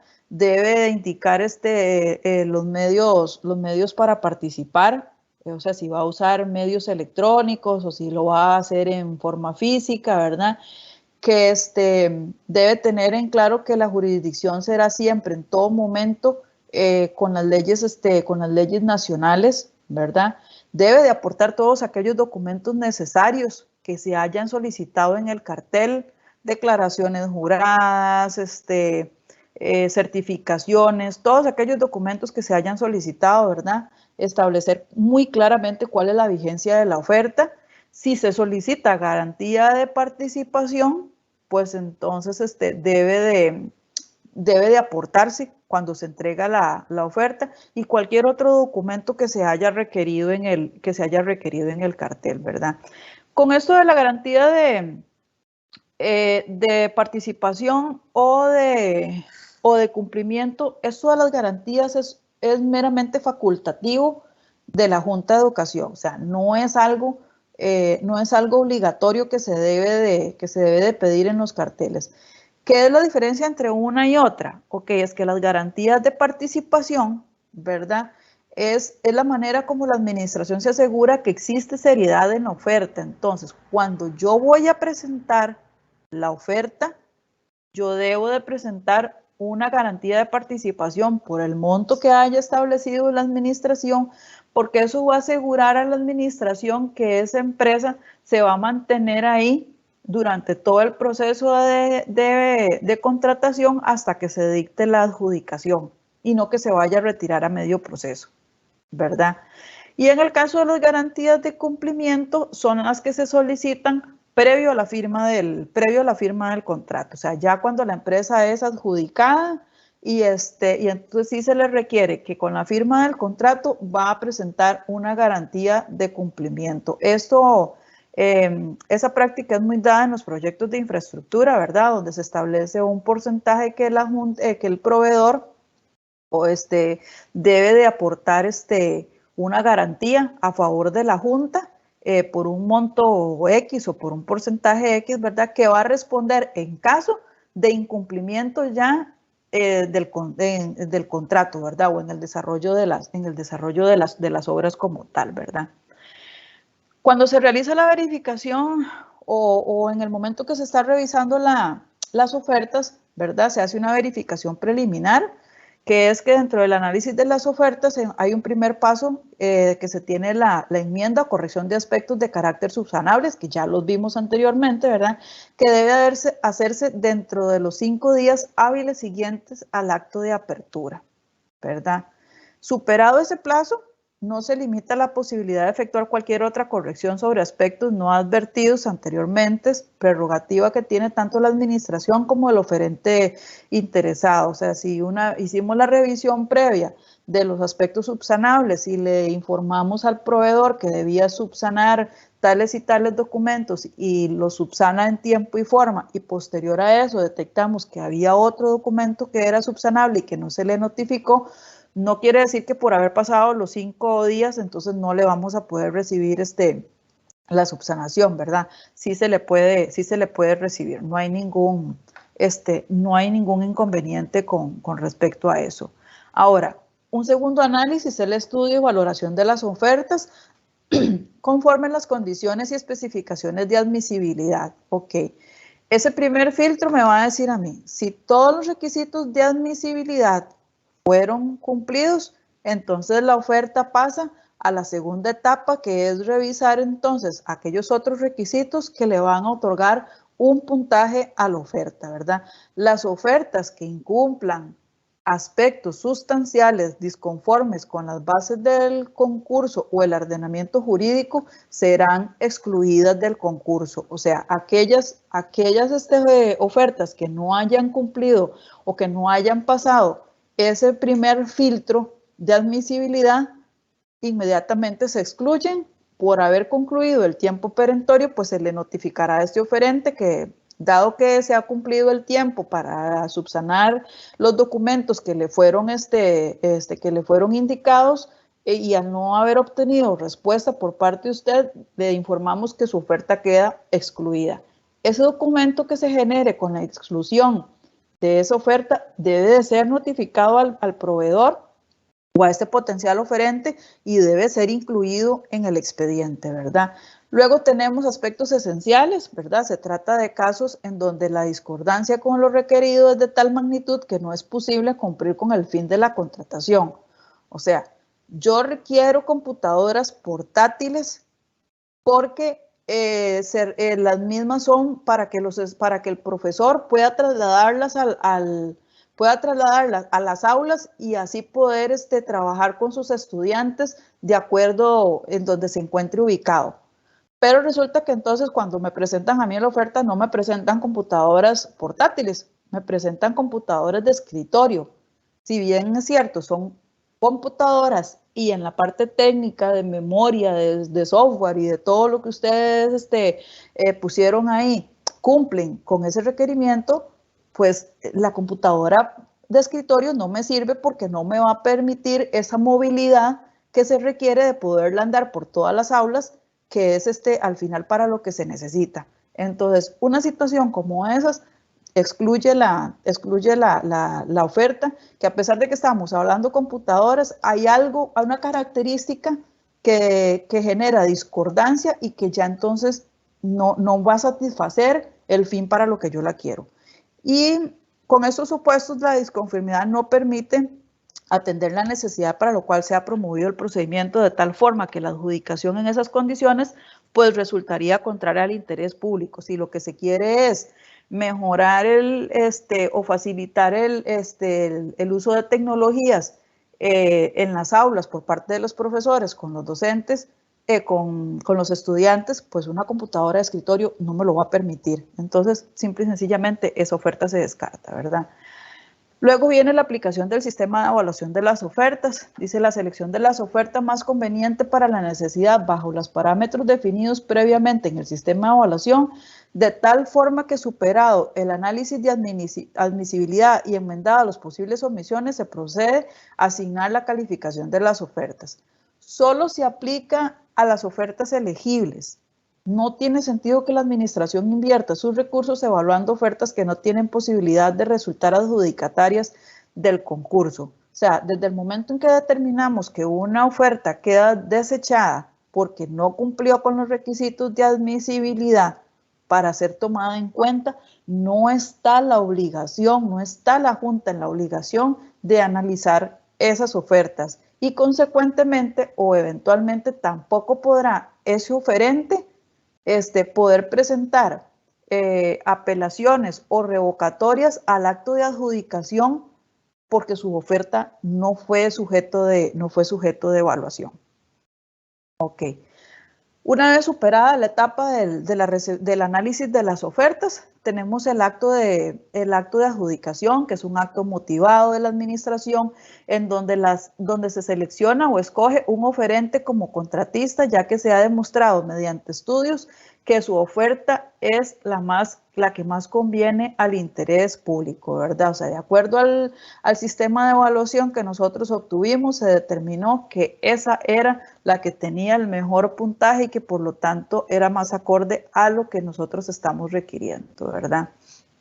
Ahora, se pueden dar algunas situaciones. En la etapa del análisis de ofertas, dice que es una de las más importantes, pues es aquí donde la administración analiza la información presentada por los oferentes en su oferta, ¿verdad? Y que llega a la conclusión de que es lo más conveniente para el interés público, siendo la respuesta a este interrogante la decisión que se tome. Entonces, aquí se pueden dar dos cosas en este acto de adjudicación.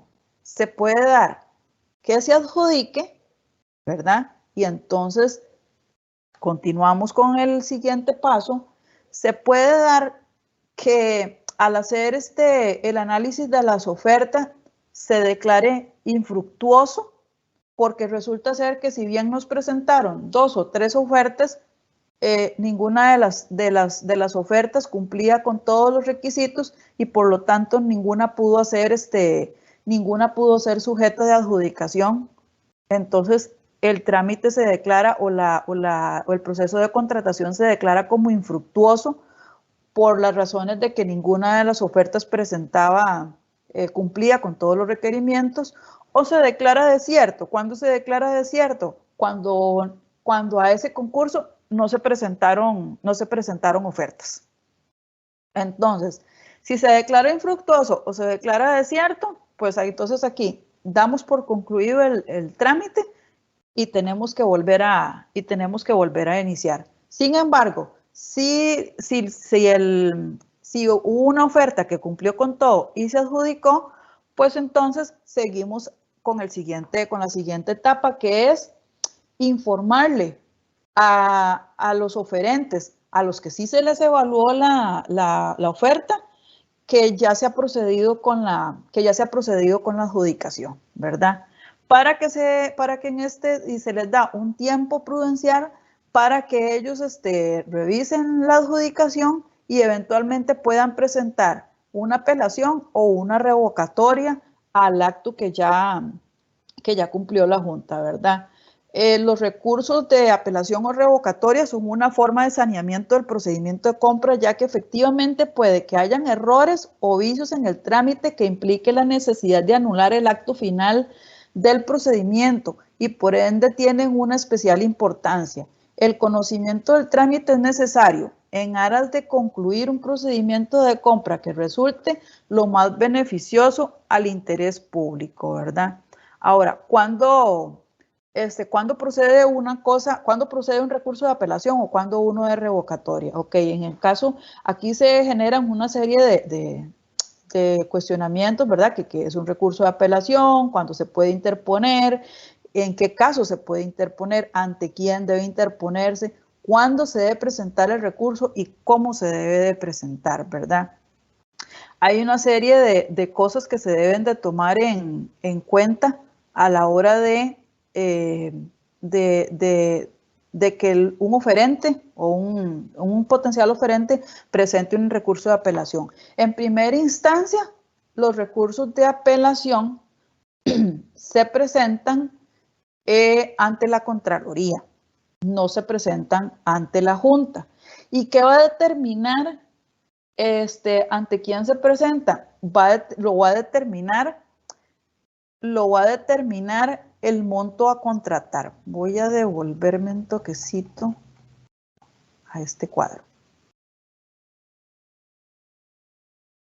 En el cuadro que vimos al puro inicio, donde vienen los límites de la contratación, hay una última columna que dice recurso de apelación.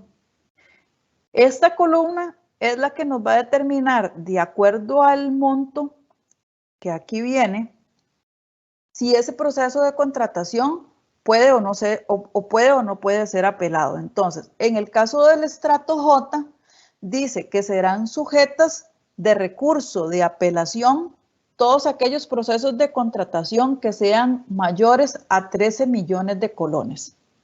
Entonces, si la compra o el proceso de contratación que está ejecutando la Junta supera los 13 millones de colones, entonces procede un recurso de apelación, el cual debe de ser presentado ante la Contraloría General de la República.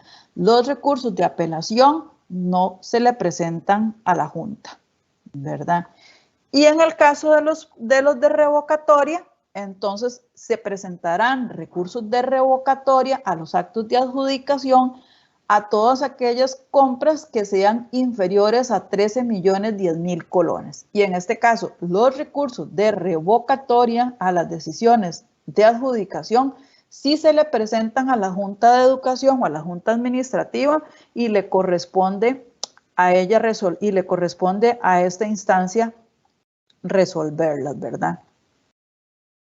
Ahora, en cuanto a la fundamentación del recurso de apelación, es muy importante que se indique, ¿verdad?, cuál es la infracción sustancial del procedimiento. O sea, que el oferente venga y manifieste qué fue lo que se incumplió en el procedimiento que lo está perjudicando y que lo está dejando por fuera. Si la adjudicación es por líneas o ítems, debe de indicarse las líneas que se están impugnando. O sea, no puede venir simple y sencillamente a impugnar toda la decisión, ¿verdad?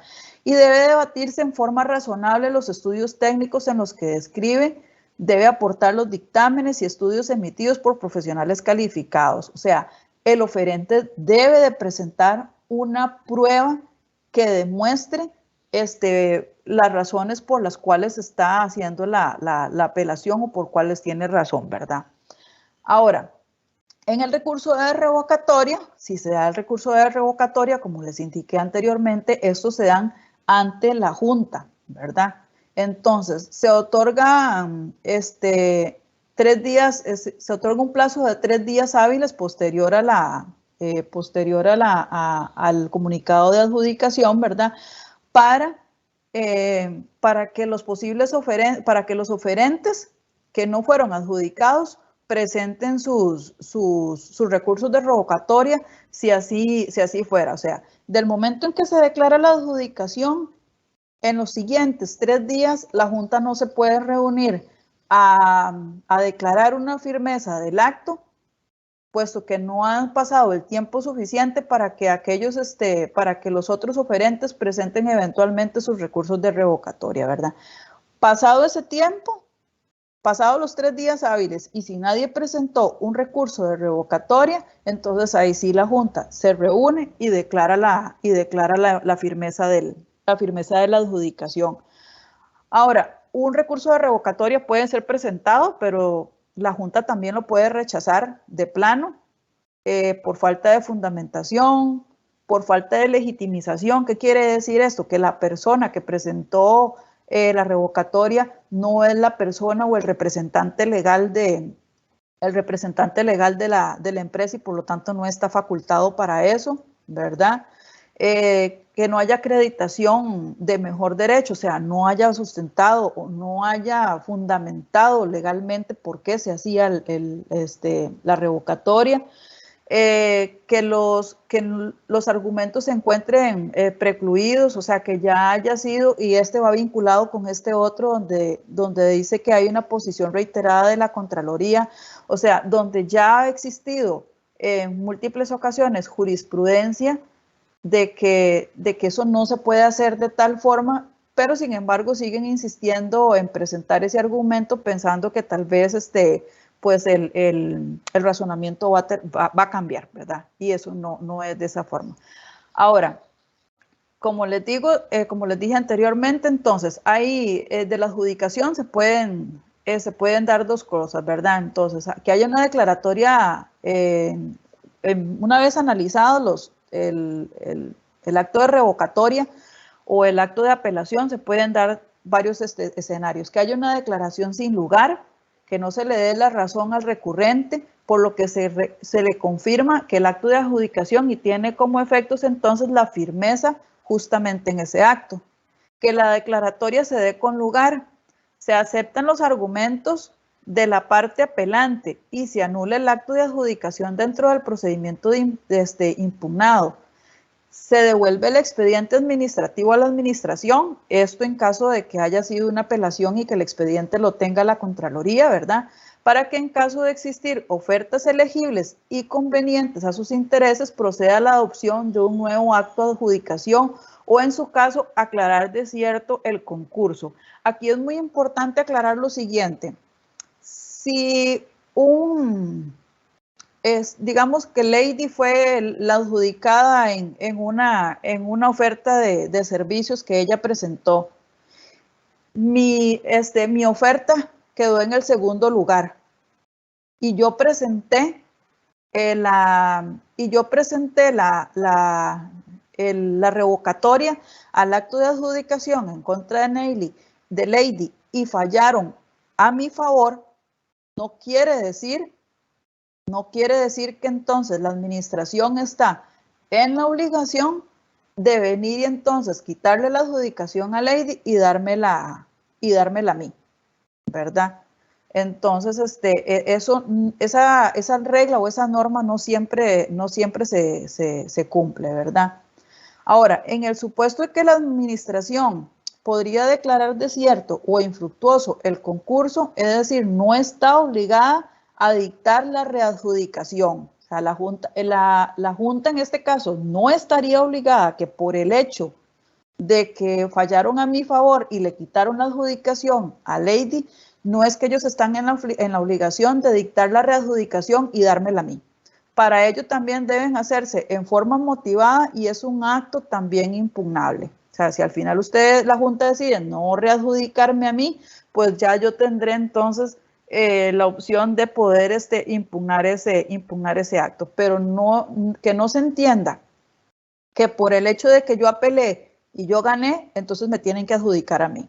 Ahora, la anulación de oficio, dice, podría ocurrir por aspectos detectados en el curso del recurso y por los cuales se confiere la audiencia correspondiente, se disponga la anulación del acto de adjudicación y en casos muy calificados o graves la anulación del proceso licitatorio. Se trata de nulidades absolutas de carácter evidente y manifiesto que son detectadas por la Contraloría y que desee y que pese a declarar sin lugar el recurso o incluso desistiendo de él, es posible entrar a conocerlas por este carácter absoluto, evidente y manifiesto, ¿verdad? Ahora, puede la Contraloría eventualmente, siendo un proceso de apelación, determinar una declaratoria sin lugar del acto de apelación que presentó ese oferente, pero resulta que en la revisión del expediente se dio cuenta que el expediente o el proceso de contratación como tal tenía muchos vicios de nulidad.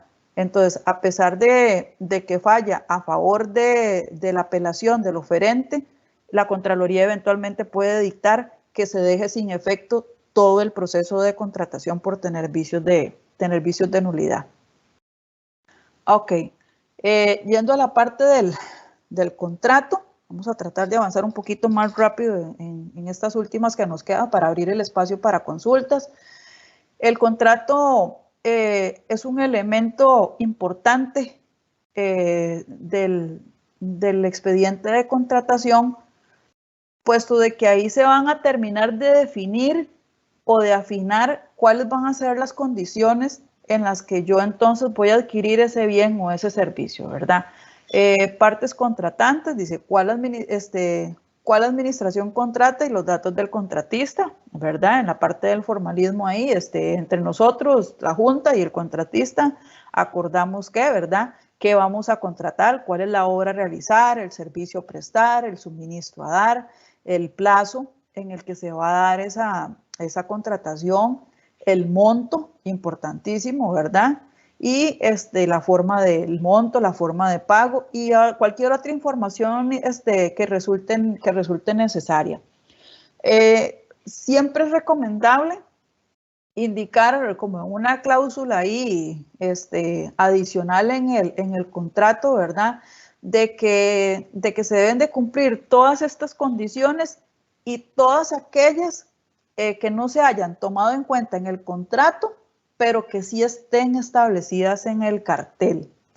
Porque eventualmente se podría obviar algún tipo de detalle en el contrato, pero que sí haya quedado establecida en el cartel. Entonces, no vaya a ser que luego haya discrepancia entre es que usted en el contrato cuando firmamos, usted no me pidió eso no venía detallado, pero al indicar una cláusula de que todo lo que aquí establecido, más lo que está establecido en el cartel, que es de carácter vinculante, ahí como que amarramos una cosa con la otra. Entonces, cualquier cosa que haya quedado omisa en el contrato, pero que sí está en el cartel se hace parte de ese contrato, se hace como una extensión de ese contrato. Entonces, siempre es importante dejar un tipo de cláusula como esa en los contratos. La parte el contrato está acorde con las leyes en la materia, con las cláusulas del pliego de condiciones, ¿verdad? Tampoco se vale venir luego a incluir cosas en el contrato que nunca fueron condicionadas o solicitadas en el cartel, ¿verdad? Otras leyes relacionadas que tengan que observarse de acuerdo con el objeto contractual, ¿verdad? El perfeccionamiento es cuando el acto de adjudicación se encuentra en firme y además en los casos que así se requiera la constitución de la garantía de cumplimiento en los términos exigidos del cartel. A veces cuando se piden las garantías de cumplimiento, se solicita que las mismas sean presentadas al momento de la firma al momento de las firmas del contrato. O sea, en el momento que el adjudicatario es informado de que debe presentarse a firmar el cartel, queda en la obligación de que si en el cartel, a firmar el contrato, perdón, queda en la obligación de presentar la garantía de cumplimiento si fue que así se solicitó en el cartel, ¿verdad? Ahora, supuestos en los que necesariamente deben formalizarse en las condiciones de la contratación, o sea, ¿cuándo es necesario establecer un cartel? Ok, cuando resulte imprescindible para el correcto entendimiento de los alcances de los derechos y las obligaciones contraídas para las partes. Por ser seguridad jurídica sea necesario en razón del objeto y si así lo disponga la Contraloría General de la República. El otro día hicimos una visita y entre las cosas o las observaciones que hicimos en el expediente de contratación nos indicamos que no había contrato en el expediente y la Junta lo que nos alegó era que para qué contrato si ahí estaba la orden de compra. Es que en la orden de compra lo único que se detalla es cuáles son los materiales o lo que yo voy a ocupar en ese momento que me entreguen. Ahí no vienen condiciones, no vienen formas de pago, no vienen plazos de entrega. Entonces quiere decir que entonces yo mando una orden de compra y si ese proveedor quiere durar un mes en entregarme el equipo, no hay ningún problema, que dure un mes, aunque en el cartel se haya indicado que por haber dado la orden de inicio o entregada la orden de compra, el proveedor tiene 10 días hábiles para entregar eso.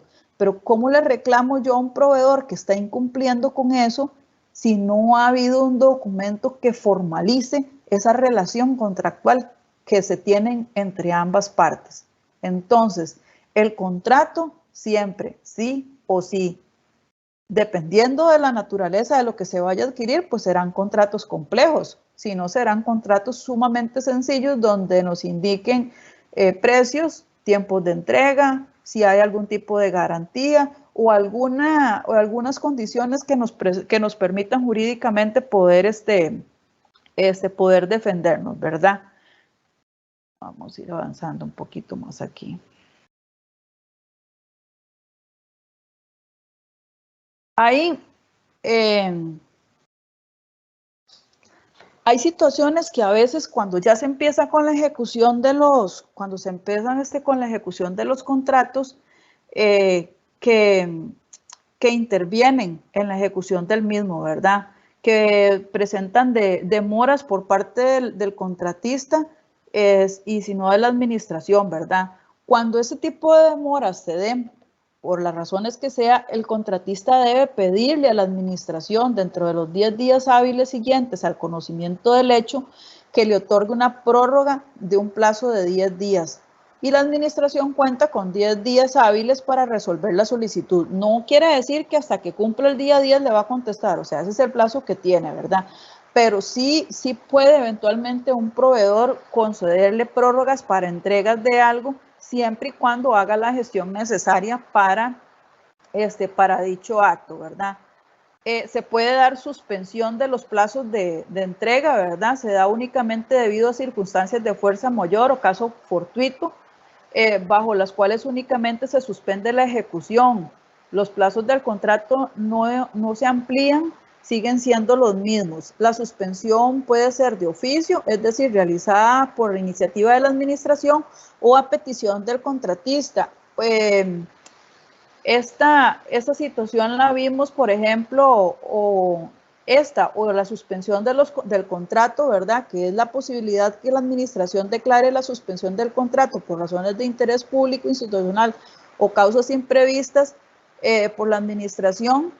Para su trámite se pueden dar hasta por 6 meses. esta situación de la suspensión de los plazos de entrega y la suspensión de los contratos fue algo que vimos el año pasado con mucha recurrencia cuando se empezaron a implementar las medidas por producto de la pandemia, ¿verdad? Entonces, que por cuestiones de aforo, que por una serie de condiciones ahí, muchas actividades económicas se suspendieron, sobre todo, por ejemplo, en el aspecto de construcción, lo que ocasionó que muchas obras se tuvieran que detener.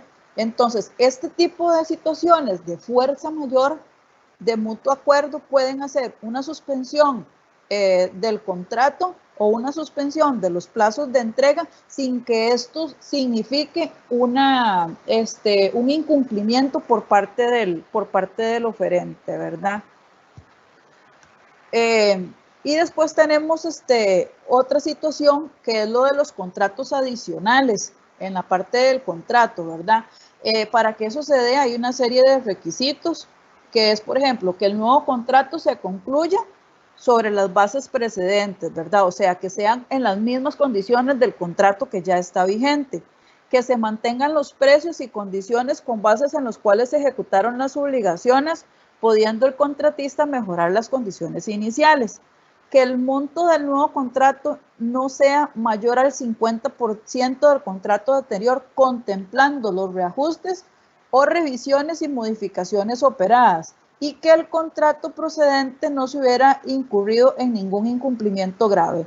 En esto es muy importante también tener en cuenta, ¿verdad?, que ese contrato adicional o ese aumento de ese 50% a la hora de sumárselo al contrato original no supera el monto por el cual se dio originalmente justificación para hacer un tipo de contratación.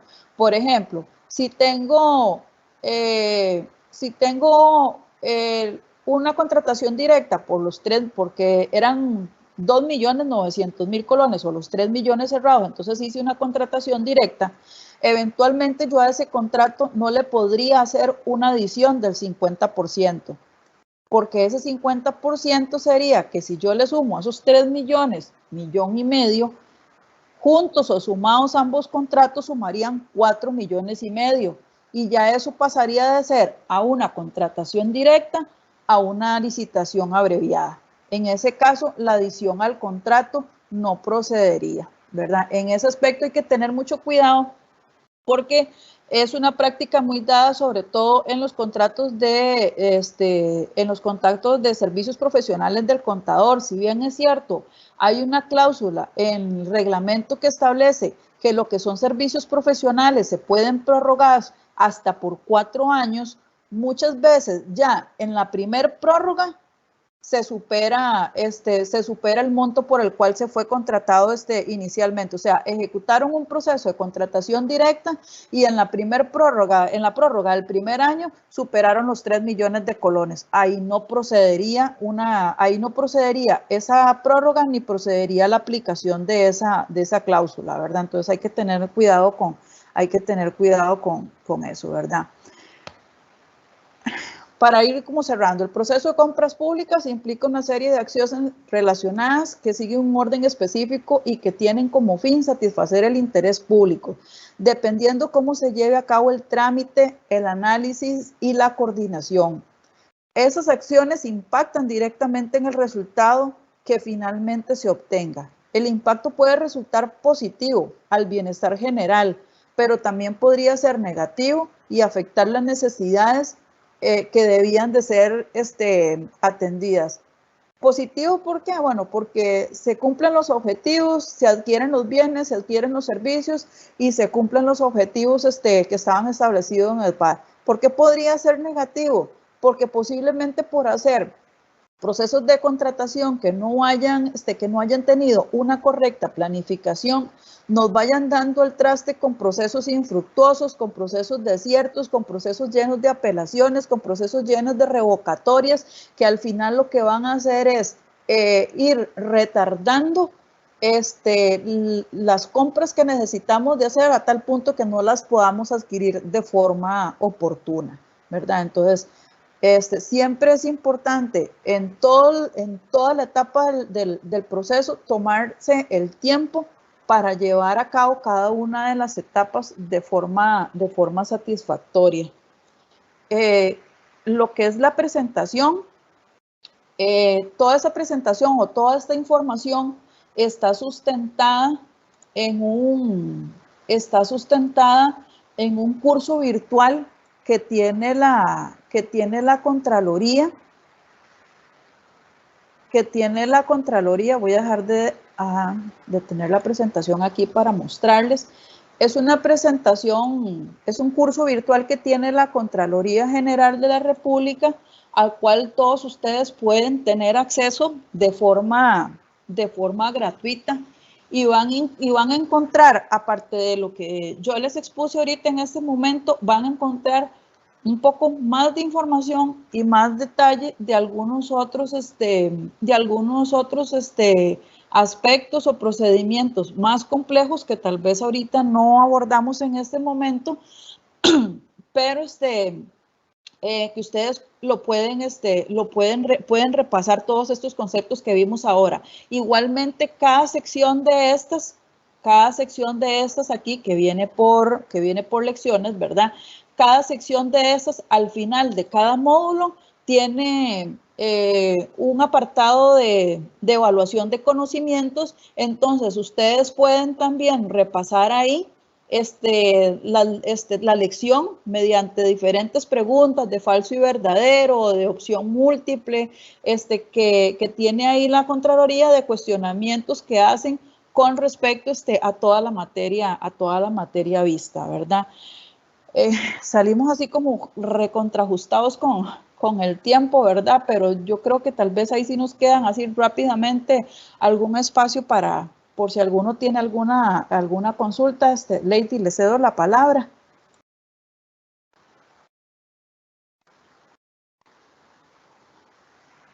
Ok, don José Luis, voy a tomar la consulta para revisarla y buscar algunos lineamientos o circulares que hay con respecto a esto, para entonces atender específicamente la consulta que usted nos plantea en el chat, ¿verdad? Les reitero, si hay alguna duda o alguna consulta que quisieran abordar con un poco más de tiempo, al correo de juntas.coto nos la pueden hacer saber, para eventualmente entonces nosotros poder coordinar por medio de la supervisión y la dirección del centro educativo una segunda sesión de trabajo y ampliar un poquito más algún tema que por cuestión de tiempo, ¿verdad? Y de los diferentes inconvenientes que tuvimos para podernos conectar, no hayan podido ser abordados, ¿verdad? De mi parte, sí, agradecerle a todos ustedes el esfuerzo que realizaron el día de hoy para poder conectarse. Sé que para ustedes disponer de tiempo y de recursos para participar en este tipo de actividades es bastante complejo, es bastante complicado, ¿verdad? Sin embargo, bueno, ahorita tenemos la facilidad de por lo menos poder tener este medio virtual o este mecanismo para poder reunirnos, ¿verdad? Les repito, cualquier consulta adicional, juntas.coto@med.go.cr. En el transcurso de la tarde les estaré haciendo llegar el material de la presentación y algunos otros documentos complementarios, y estamos para servirles. Las puertas de esta oficina están abiertas. Por medio de correo o vía telefónica nos pueden hacer las consultas que requieran para poderles así atender de la mejor forma. Nuevamente agradecerles el tiempo brindado.